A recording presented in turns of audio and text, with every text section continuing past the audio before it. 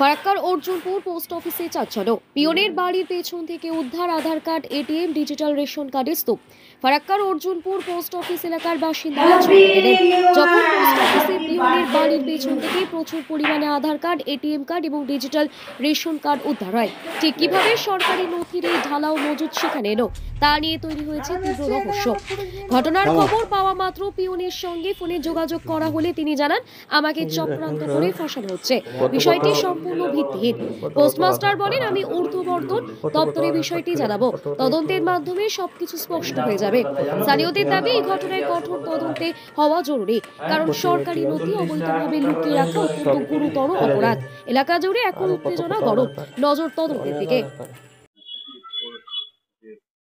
না, এই জিনিসটা তো আমি সত্যি এগ্রি করবো না এই ব্যাপারটার সাথে। এটা যথেষ্ট খারাপ একটা ব্যাপার।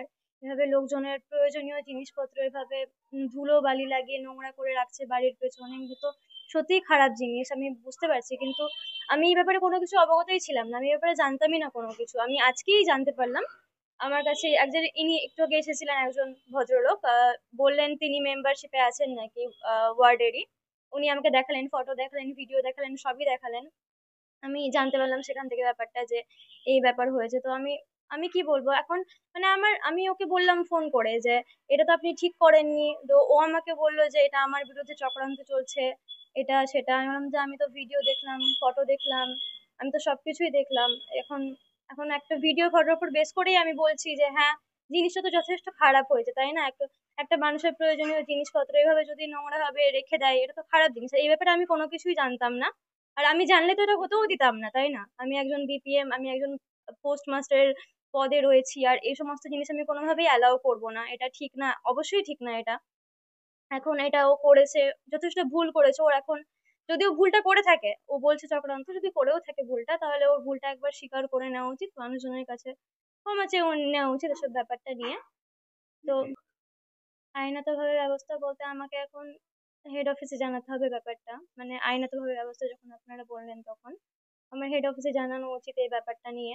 এগুলো তো সমস্তটাই হ্যাঁ, হ্যাঁ, এগুলো তো সমস্তই যে ডকুমেন্টস একটা মানুষের। হ্যাঁ, হ্যাঁ, হ্যাঁ, অবশ্যই মানুষের প্রয়োজনীয় জিনিসপত্র এভাবে যদি ধুলোবালি লাগিয়ে নোংরা করে রেখে দেয় বাড়ির পেছনে, সেটা তো খারাপ, তাই না? অবশ্যই খারাপ। আর আমি এই বিষয়ে আমি কোনো কিছুই জানতাম না। আমি আজ ফেলে দিয়েছে নিশ্চয়ই। ভিডিওতে ভিডিওতে তো তাই দেখা যাচ্ছে যে ফেলে দিয়েছে। অবশ্যই, হ্যাঁ, তাই দেখা যাচ্ছে। ডেলিভারি না করা, ও তো ফেলে দেয়। এলাকার মানুষজন বলছে যে এই নথিগুলো আমরা অনেক সময় অনেক মানুষ পাই না, সেই জায়গায় দাঁড়িয়ে এরকম ভাবে ডেলিভারি না করে এরকম ফেলে দেওয়া হয়। হুম, হুম। এটা তো খারাপ জিনিস হলো, যথেষ্ট খারাপ জিনিস। এগুলো করা ঠিক না। আপনি ওই একই সঙ্গে কথা বলেছেন?